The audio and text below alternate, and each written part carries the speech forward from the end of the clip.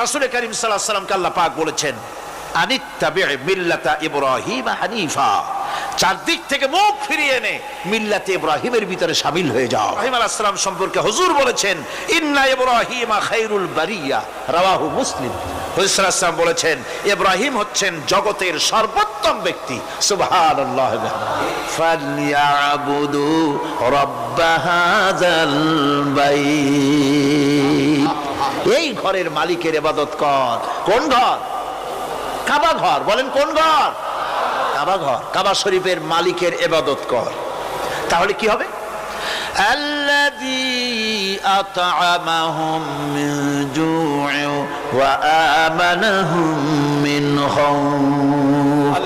এই ঘরের মালিকের ইবাদত যদি করো তাহলে ক্ষুধার সময় তিনি তোমাদেরকে খেতে দিবেন, আর ভীতির সময় তিনি তোমাদের নিরাপত্তা দান করবেন।